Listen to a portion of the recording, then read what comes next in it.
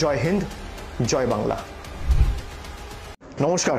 আজ আমি আপনাদের উদ্দেশ্যে যে দু চারটি কথা বলছি সেটি মূলত সেই সকল তরুণ ক্রিয়েটারদের উদ্দেশ্যে যারা আত্মসম্মানের সাথে মাথা উঁচু করে গর্বের সাথে এই বাংলার মাটির জন্য অবিরাম লড়াই করে চলেছে।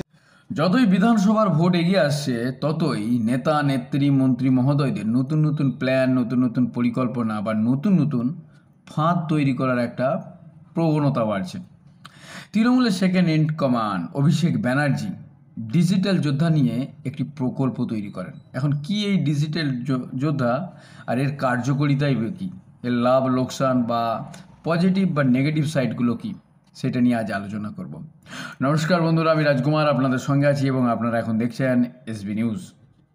বিশ্ববরেণ্য কবিগুরু রবীন্দ্রনাথ ঠাকুর, ভারত পথিক রাজা রামমোহন রায়, বীর সন্ন্যাসী স্বামী বিবেকানন্দ, পণ্ডিত ঈশ্বরচন্দ্র বিদ্যাসাগরের মতো মহামানবদের জন্ম দিয়েছে এই বাংলার মাটি, যারা জাতির আত্মাকে জাগিয়ে তুলেছিলেন, প্রতিবাদের ভাষা শিখিয়েছিলেন, সহমর্মিতা বোধ শিখিয়েছিলেন এবং তারা বাংলাকে বিশ্ব দরবারে পৌঁছে দিয়েছিলেন নিজেদের কর্মের মধ্যে, নিজেদের আত্মবলিদানের মাধ্যমে। বর্তমান সময়ে আমাদের লড়াইয়ের ময়দান হয়তো বদলেছে। এই সময় দাঁড়িয়ে আমাদের লড়াই শুধু রাজপথে কিংবা সংসদের কক্ষে নয়, বা হাইকোর্ট বা সুপ্রিম কোর্টেই শুধু সীমাবদ্ধ নয়।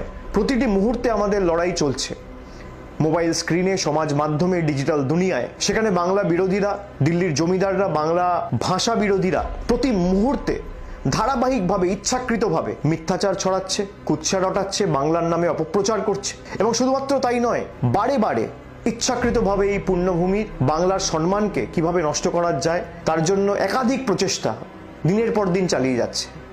আজকের লড়াই শুধু বন্দুক বা তলোয়ার দিয়ে নয়, আজকের লড়াই মোবাইলে, সোশ্যাল মিডিয়ায়, সমাজ মাধ্যমে এবং সর্বোপরি সত্যের বার্তা দিয়ে আমাদের লড়তে হবে।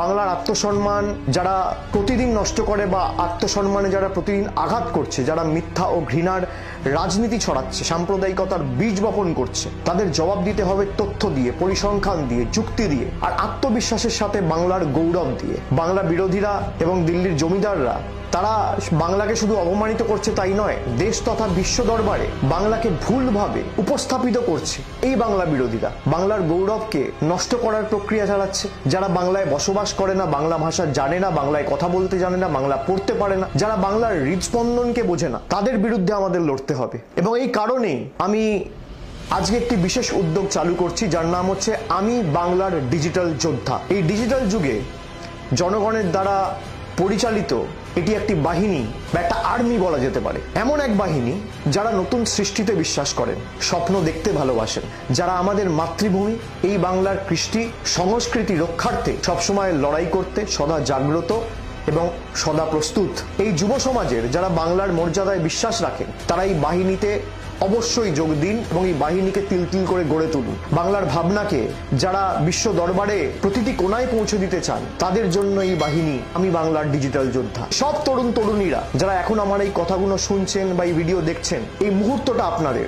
আগের প্রজন্মের চেয়ে আপনারা অনেক বেশি এগিয়ে, আপনারা অনেক তীক্ষ্ণ, অনেক বেশি দ্রুত এবং একে অপরের সাথে সংযুক্ত টেকনোলজির মাধ্যমে। আপনারা জানেন কিভাবে সত্যকে উপস্থাপিত করতে হয়, কিভাবে ট্রেন শুরু করতে হয়, কিভাবে মিথ্যার বেড়াজালকে ভেঙে চূর্ণ বিচূর্ণ করে সত্যকে উপস্থাপিত করে, সত্যের উন্মোচন করে সমাজের কাছে সঠিকভাবে উপস্থাপিত করতে হয়। তাই আপনারাই আজকের বাংলার এই আন্দোলনের মুখ। আপনি যদি বাংলাকে ভালোবাসেন, আপনি যদি বাংলার প্রতি আঘাত, কেন্দ্রীয় বঞ্চনা, ধারাবাহিক কুৎসার বিরুদ্ধে লড়তে চান, যদি আপনি বাংলার অপমানকে নিজের অপমান বলে মনে করেন, তাহলে আপনি একজন ডিজিটাল যোদ্ধা ও আপনার ফোনই আপনার একমাত্র অস্ত্র, আপনার যুক্তি আপনার একমাত্র ঢাল এবং আপনার ভালোবাসাই বাংলার একমাত্র শক্তি। যদি আপনি অন্তর থেকে বিশ্বাস করেন যে বাংলার সত্যিটা নিজের মানুষ থেকেই, নিজের মাটির মানুষদের থেকেই এই দেশ তথা বিশ্ব শুনুক, তাহলে সামিল হন বাংলার একজন যোদ্ধা হিসেবে আজই। যদি আপনি নিজের হাতে বাংলার ভবিষ্যৎ গড়তে চান, তাহলে সামিল হন বাংলার একজন যোদ্ধা হিসেবে আজই। যদি আপনি চান বাংলার নাম উচ্চারিত হোক গর্বের সহিত, সম্মানের সহিত, তাহলে সামিল হন বাংলার একজন যোদ্ধা হিসেবে আজ। বাংলার এই মাটি আমাদের মাটি, বাংলার এই মাটি দুর্জয় ঘাঁটি, এই কণ্ঠস্বর আমাদের, আর এই লড়াই আমাদের লড়াই। আজ থেকে শুরু হলো আমি বাংলার ডিজিটাল যোদ্ধা।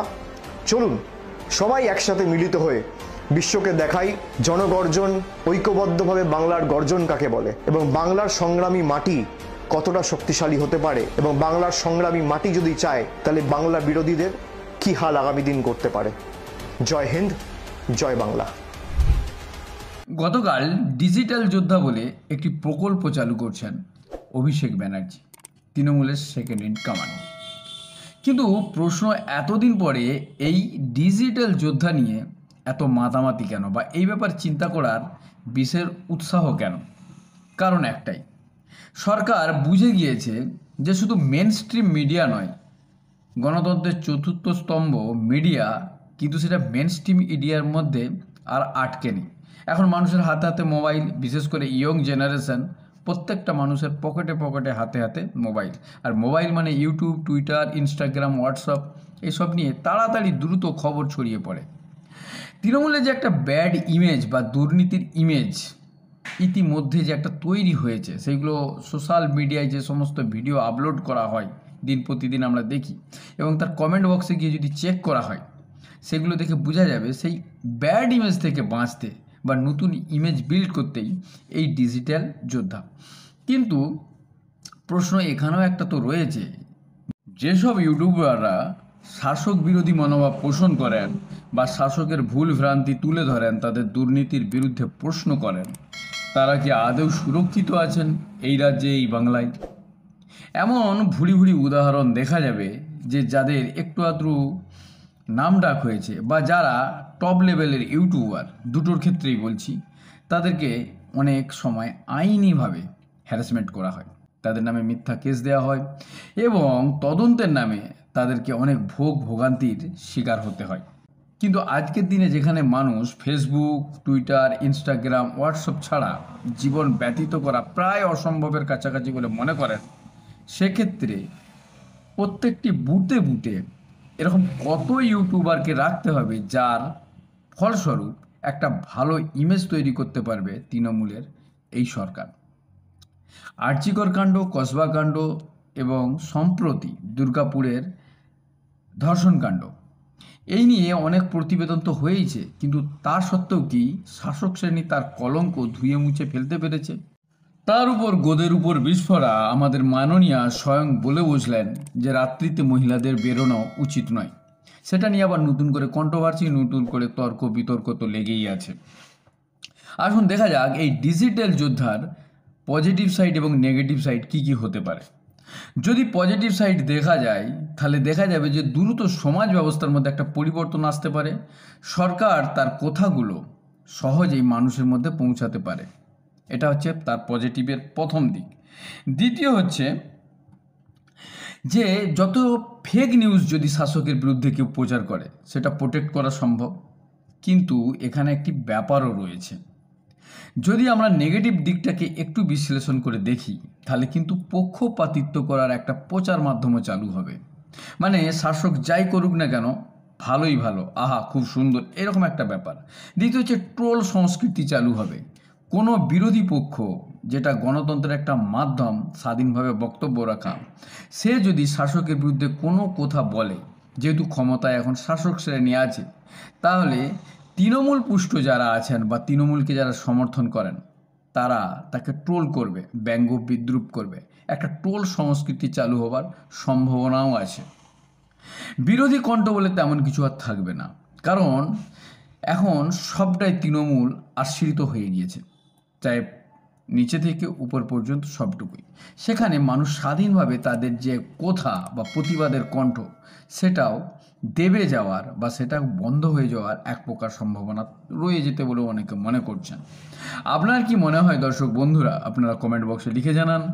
দেখতে থাকুন এবং চোখ রাখুন এসবি নিউজে। আসছি পরবর্তী কোনো খবর নিয়ে, ততক্ষণের জন্য নমস্কার।